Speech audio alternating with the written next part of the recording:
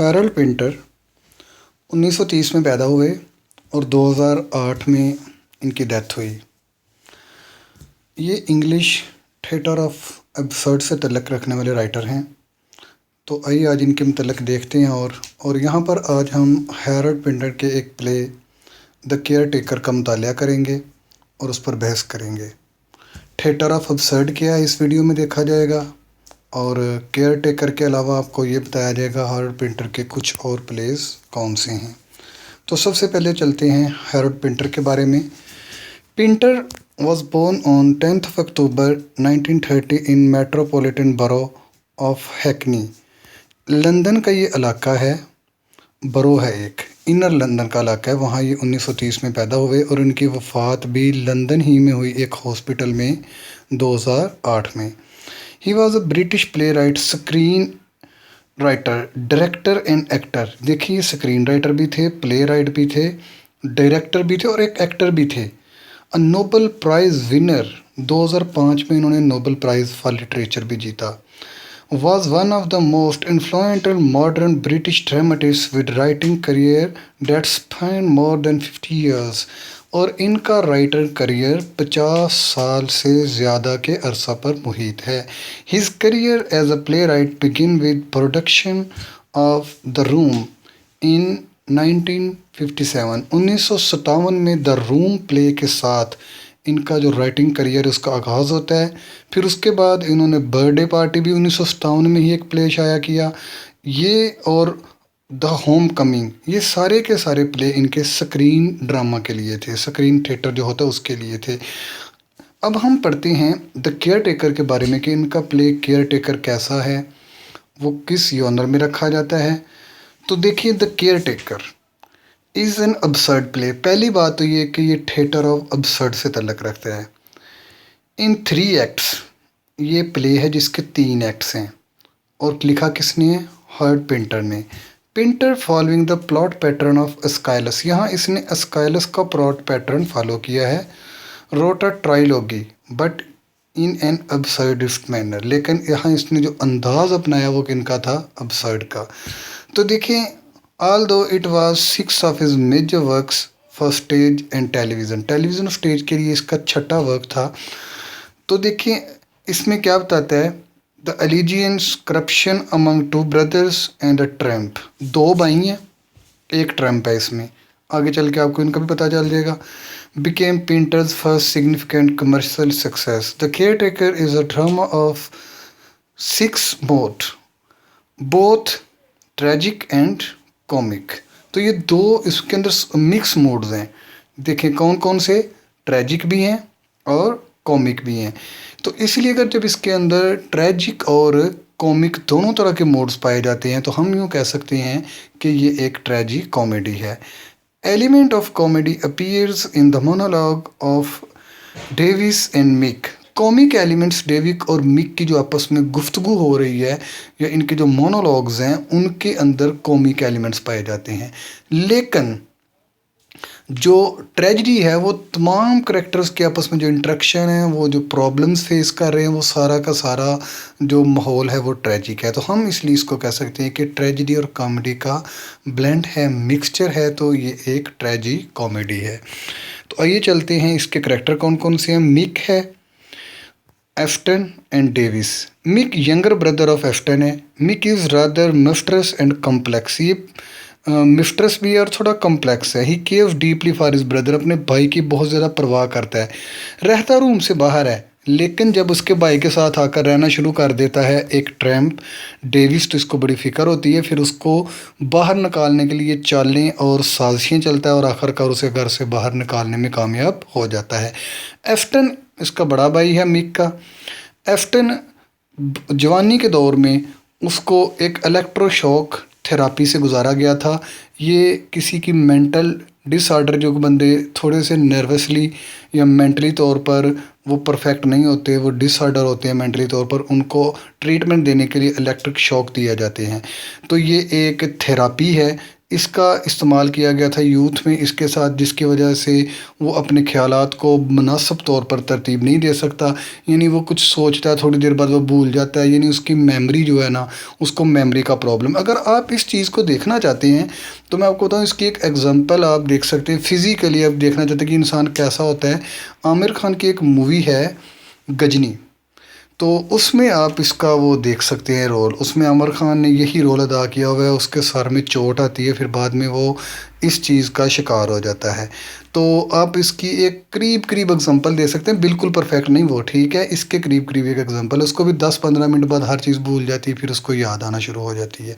तो वो थी एग्जांपल इस चीज़ की। तो आप उसको अगर देखना चाहते हो, डेविस इसमें एक ट्रम्प है। ट्रम्प ऐसे इंसान को कहते हैं जिसका कोई घर बार ना हो, वो मुल्क से मुल्क या जगह से जगह जा रहा हो और उसको अपनी लिविंग के लिए, रहने के लिए जगह के मसाइल हों, तो उस ऐसे इंसान को हम बोलते हैं ट्रम्प।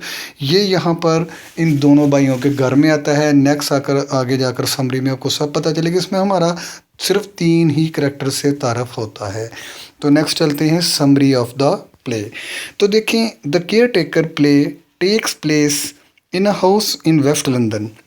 लंदन के वेस्ट में एक इलाका है जहाँ ये प्ले जो है ना वो इसका जो बैकग्राउंड चलता है, जो प्ले है, इसका जो प्लेस ऑफ द प्ले है, जहाँ पर ये सारा ड्रामा हो रहा है, वो लंदन का वेस्ट है। 1950 का दौर है। तो and examine the strange relationship between a Trump Davis. एक ट्रम्प है जिसका नाम डेविस है और 2 भाई हैं जो आपस में डिसकनेक्टेड हैं, मिक एंड एफ्टन। डिसकनेक्टेड यूं है कि वो आपस में बोलते नहीं हैं। यहाँ पर देखा जाए तो ये डिसकनेक्टिविटी की वजह एक तो ये हो सकती है कि एफ्टन जो था उसको यूथ में शौक लगा, वो अब प्रॉपरली वो यानी मामलात को हैंडल नहीं कर पाता। दूसरा भाई शायद हो सकता है इस वजह से थोड़ा उसके साथ डिस्कनेक्ट हो। दूसरा उसके अपने अलग गेम्स है, इसके अपने अलग गेम्स हैं, दोनों के मकासद में डिफरेंस है। और वैसे भी एक अब्सर्ड प्ले है, मॉडर्न मैन को ये रिप्रेजेंट करता है। तो मॉडर्न मैन की सिचुएशन भी बिल्कुल ऐसी ही है। यहाँ ट्रम्प की अगर किसी को डेफिनेशन नहीं आती तो सामने राइट हैंड में एक ब्लॉक में डिफ़िकल्ट वर्ड्स लिखा हुआ है, तो इनके नीचे मुश्किल अल्फाज की डेफिनेशन भी दी हुई है, आप यहाँ से पढ़ सकते हैं। तो देखिए, ट्रम्प ऐसा इंसान, मैंने पहले बताया, जो ट्रैवल करता है from place to place on foot in search of work और बैगर। या एक बैगर होता है, ये वर्क की तलाश में एक जगह से दूसरी जगह जाता है, उसमें बोलते हैं ट्रैम्प।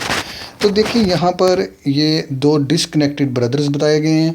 तो जब प्ले शुरू होता है, the play opens as Aston saves Davies. तो एफ्टन सेव डेविस, डेविस को क्या करता है, बचाता है, फ्रॉम अ फाइट, एक लड़ाई से, and brings him home to give him a place to stay. ये एक कैफ़े शॉप में काम करता था एफ्टन। ये उसको जिस जगह ये जॉब करता था वहाँ इसकी लड़ाई हो जाती है। एफ्टन वहाँ, जो डेविस है, ये कैफ़े शॉप में काम करता था।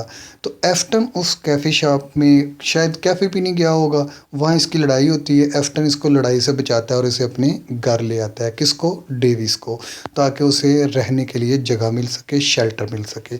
Davis seems grateful. शुरू में तो यूँ लगता है डेविस बड़ा मशकूर है कि मेरे साथ अच्छा हुआ है, बट सून, लेकिन जल्द ही, इट इज़ क्लियर, ये बात क्लियर हो जाती है, डैट कि ही इज़ परपेचुअल लायर, कि वो दायमी झूठा है, एंड अ सेल्फिश बिगट, और वो एक सेल्फिश किस्म का इंसान है। ये बिगट अगर आपको मुश्किल लगता है तो सामने इसका मीनिंग देखें, a person who is unreasonably attach to a belief, opinion, specially who is prejudice against a person, group और सेक्ट। ऐसा इंसान जो किसी एक ग्रुप, किसी इंसान से नफ़रत करता है इस वजह से कि वो उस जैसा नहीं।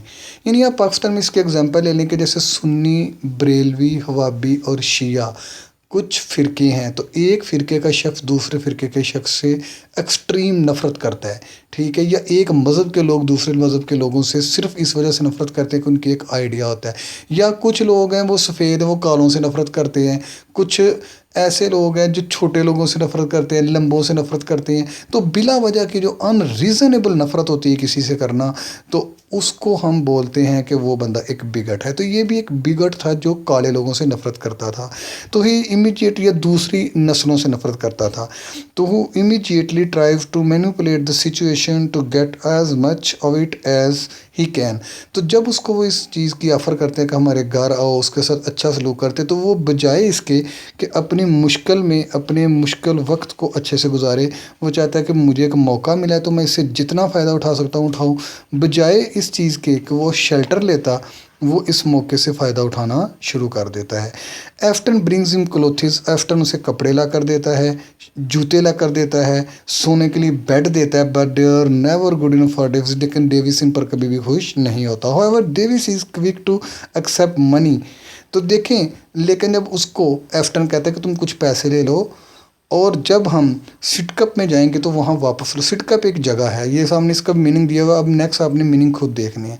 तो वो कहता है कि तुम हमें उधर ये पैसे लुटा देना, ठीक है। तो वो क्विकली, यानी कि मैंने क्या लिखा हुआ है, quick to accept the money, but Aston offers him, जब एफ्टन उसको ऑफर करता है to return to Sidcup and collect his paper. कहता है असल में ये सिटकप क्यों जाना चाहते हैं, जब इन्हें पूछते हैं कि तुम कौन हो, कौन पूछते हैं, एफ्टन या उसका भाई मिक किसको पूछते हैं, एक ट्रैम्प डेविस को, जो कि एक कैफ़े शॉप में वर्क करता था।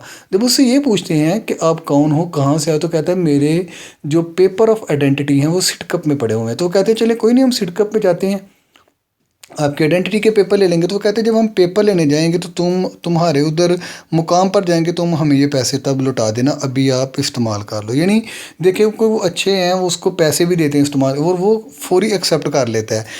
तो however when Davies is quick, देखिए ये मैं आपको पढ़ा चुका हूँ कि वो उनसे जब पैसों की ऑफ़र करते हैं तो उनसे पैसे ले लेता है, ठीक है ना, कि जब हम सिटकप में जाएंगे पेपर्स की कलेक्शन के लिए तो दे देना।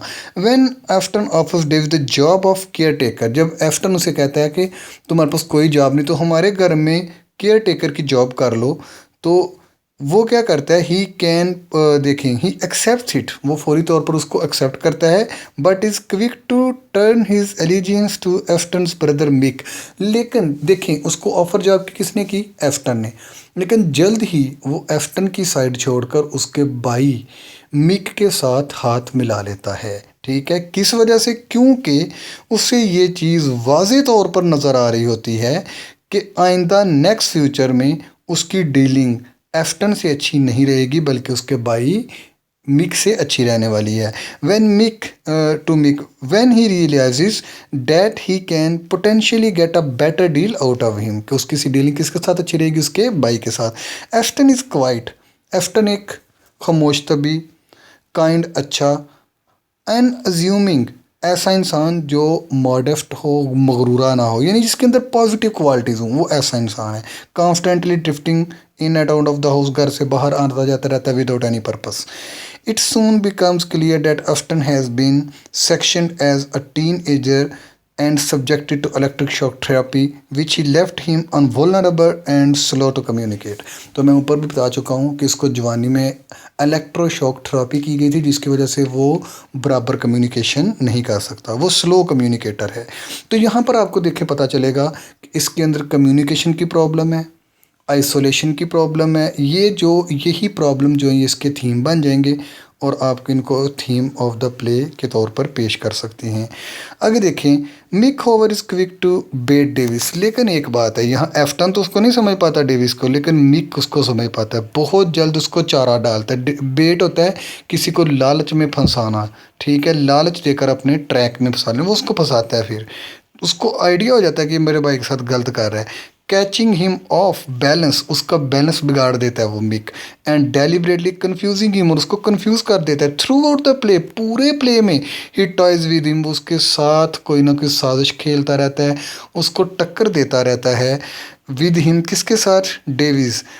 तो देखें किस वजह से, with Davies allegiance to the brothers, को उसने दोनों भाइयों के साथ अलग अलग हाथ मिलाने की कोशिश की। फर्स्ट थ्रेटनिंग एंड कैजोलिंग, सबसे पहले तो उसको धमकी देता है, फिर उसको फ्लैटरी करते के कुछ करने के ऊपर उकसाता है। कजोल होता है किसी बंदे को किसी काम पर उकसाना। Him then buttering him up and offering him the role of caretaker in the house, फिर आखिर में उसको बटरिंग करता है और घर के केयर टेकर का रोल देने का भी ऑफर कर देता है।